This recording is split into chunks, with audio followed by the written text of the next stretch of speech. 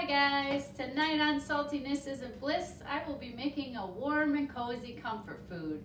So I will be sharing with you cheddar broccoli soup. So let's get started. I have got 2.5 cups of reduced sodium chicken broth, and that is kind of a great way to start the base of your soup. If you can find reduced sodium or no salt added broth, because broth is going to be where all your salt is. So I'm going to pour that in my pot. I'm going to add all my delicious fresh raw broccoli here. This is about 3 heads, 3 small to medium heads. Add those in. And now we're going to add in just a couple more ingredients. So we've got just some basic black pepper here. We're going to put an 1/8 teaspoon. And then I've got some ground nutmeg, which is kind of the surprise ingredient to this recipe. 1/8 teaspoon of that as well. Dump that in, give that a good stir. You're going to put your burner on high. We want to get a nice rolling boil so that we can cook this broccoli before we add the rest of our ingredients. As soon as you get those spices mixed in, you're just going to put the lid on and wait for it to boil. Okay, so our broccoli has boiled now for about 10 minutes. So when you use your spoon or whatever you're stirring with and kind of press down on it, you can feel that it's tender, but still has a little bit of stiffness to it, rawness to it. We don't want it to be mushy. We just want it to be cooked so that it isn't still raw and crunchy. So that is where we want our broccoli to be right about now, because we're not done cooking it, but we want that crunch and that crisp from the raw broccoli cooked out.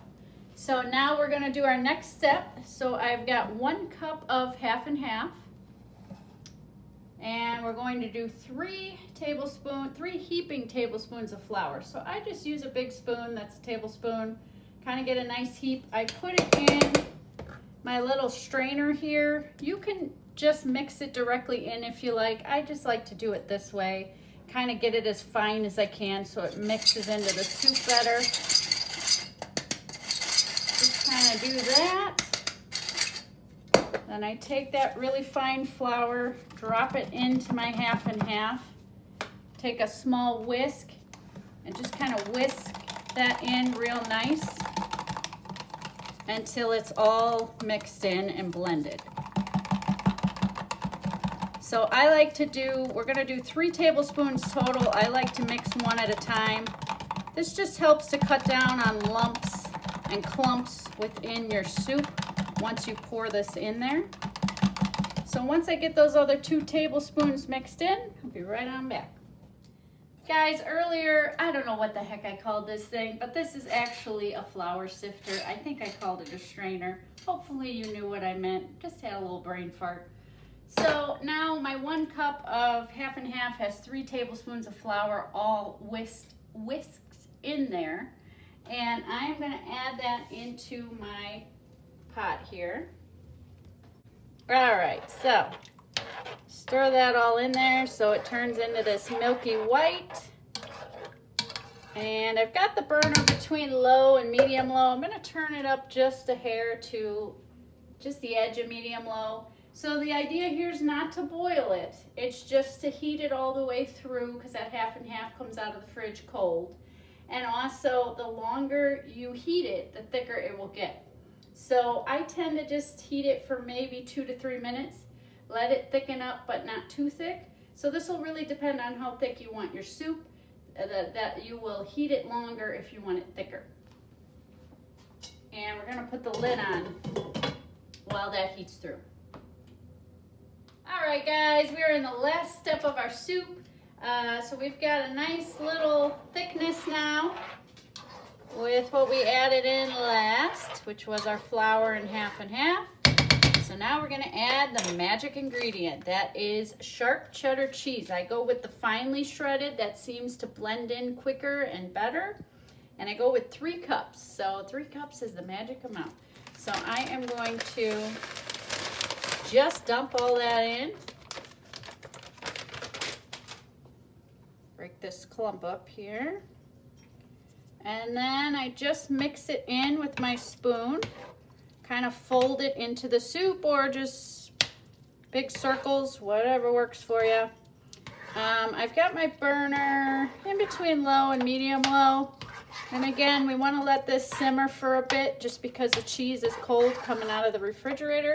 So I would say once you get it blended, 2 to 5 minutes simmering, and then it'll be ready to eat. But yeah, you'll start to see the soup change color there once that cheese gets nice and blended.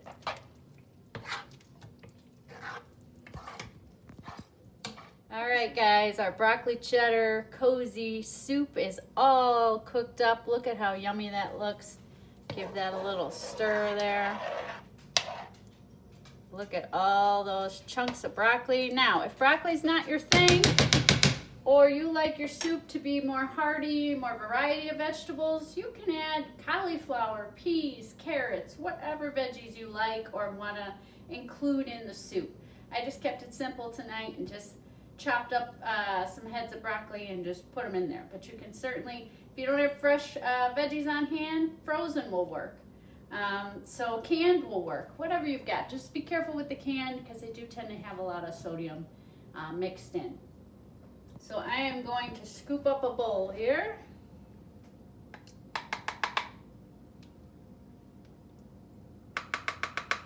So there's that.